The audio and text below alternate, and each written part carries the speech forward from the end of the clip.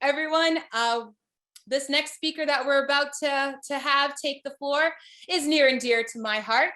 She is one of Clayton's crowning achievements as a mentor and one of the top alternative health copywriters in the nation. Ladies and gentlemen, it's time for Carline Anglade-Cole to share her lesson learned from Clayton Makepeace.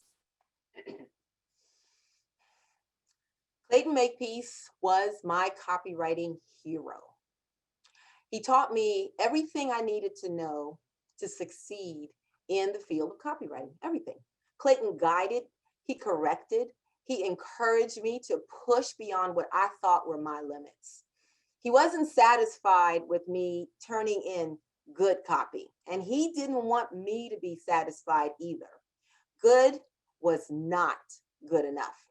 He would push me so much and so hard, I wanted to punch him.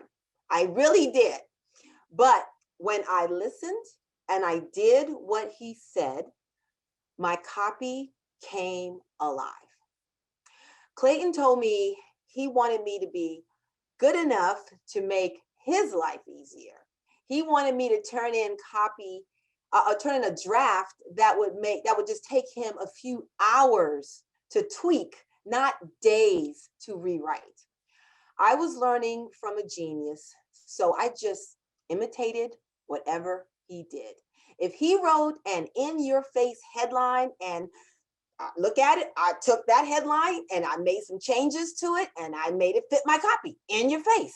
If his lead was attacking an enemy, like it most often does, and he would call him all kinds of names in that lead, doggone it, I would find an enemy and I would attack that enemy in my lead too.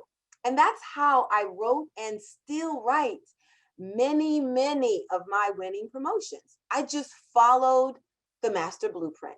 I imitated my copywriting hero. I view myself as very fortunate to have met Clayton 30 years ago and have worked for him or with him for most of those years. But one pivotal moment I remember was back in 2006, about 15 years ago, when Clayton and I were working on a vitamin D product called Instant Sunshine for a company called Health Resources that was owned by Lane Lowry at the time. The product was struggling and Lane wanted to reposition it. Usually Clayton and I would discuss a copy approach and then I would write the first draft of the package. Well, for some reason, Clayton and I got into this big debate about the direction of where we're going to take this promo. He felt we should attack it with a cholesterol's evil twin angle. And I thought we should go the route of the silent epidemic killing darker skinned people. We both felt very strong about our direction. And as a perfect example of leaving your ego behind, Clayton didn't pull the, hey, it's my way or the highway, kid.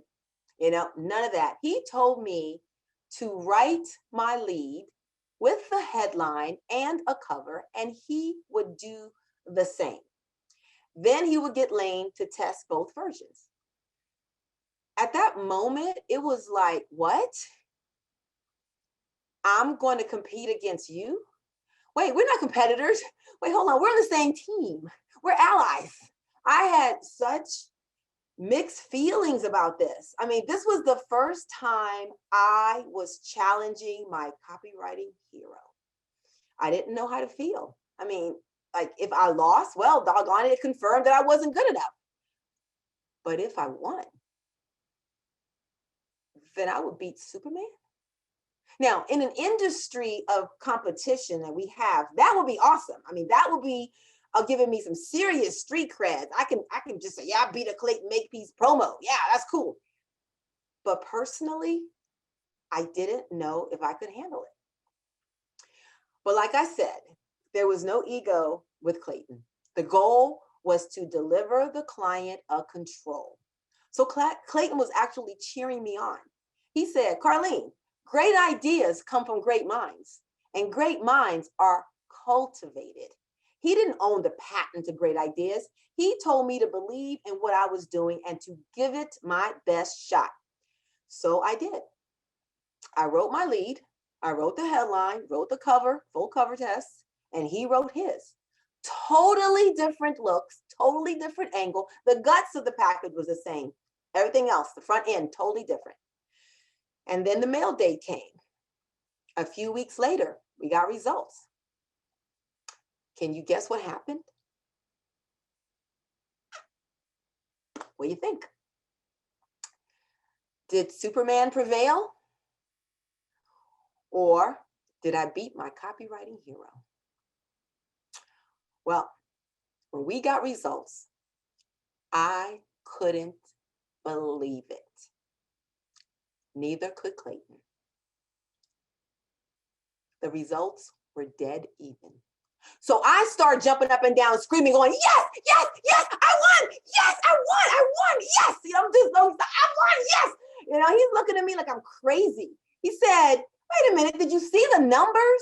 There is no statistical difference between the two test panels, Carline. I said, I know. That means I am good enough to go head to head with Clayton Makepeace. Yes! But I didn't beat my copywriting hero. And that was fine with me. That was the only opportunity I ever got to go up against a Clayton Makepeace promo. But the lessons learned from that experience and what I want to share with you now is what Clayton told me. He said, great ideas can come from newbie writers. A-list copywriters don't own the patent on them. We just know how to develop and cultivate those ideas to turn them into winners. So cultivate your ideas. Believe in yourself. Put in the work to write strong, compelling copy. And when that day comes, when you get to go up against your hero, I hope it's a tie. Thank you.